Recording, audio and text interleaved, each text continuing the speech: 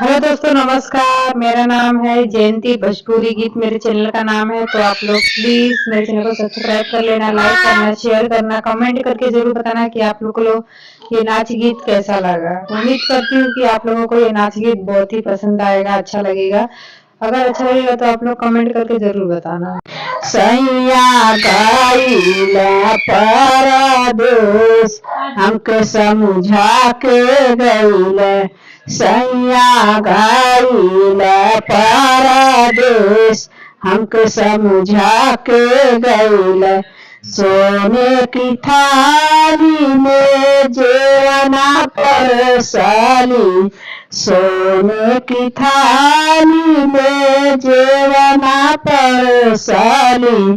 दाना जेवनवा दीहा दूरे से, देवरा घर में से आने बाट। धाना जेवनवा दीहा दूरे से, घर में देवरा से आने बाट। धाना तू बची के रही है, घर में देवरा से आने बाट। धाना बची के तू ही रही है, घर में देवरा से आने बाट। सैया गईला परदेस हमके समझा के गईला। सैया गईला परदेस हमके समझा के गईला। झाझरे गेरुआ गंगा जल पानी, झाझरे गेरुआ गंगा जल पानी। दाना पानी आदि है दूरे से, घर में देवरा से आने बाट। दाना पानी आदि है तू दूरे से, घर में देवरा से आने बाट। धाना तोराई है बची के तानी, घर में देवरा से आने बाट।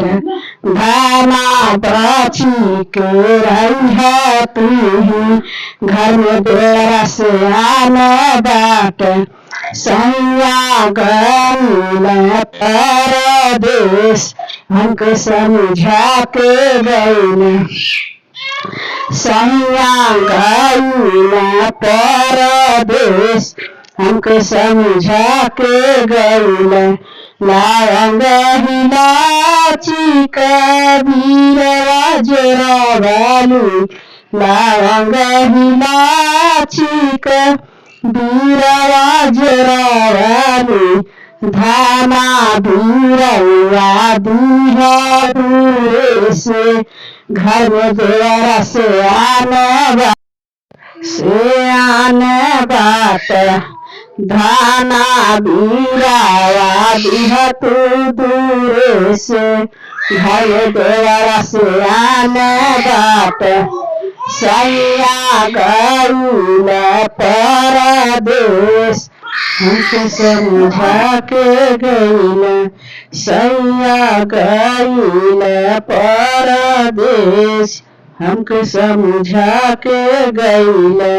फूल चुनिया चुनी से जिया लगावाली, फूल चुनिया चुनी से जिया लगावाली।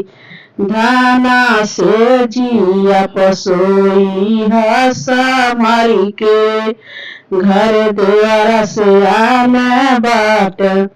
धाना ही से जिया पसोई है समारी के, से जिया पसोई है धाना समारी के, घर देवरा से आने बाट। से जिया पसोई है धाना समारी के, घर देवरा से आने बाट। घरे ही देवारा से आन बाट, धान बची के रैया। घरे ही देवारा से आन बाट, धाना बची के रैया।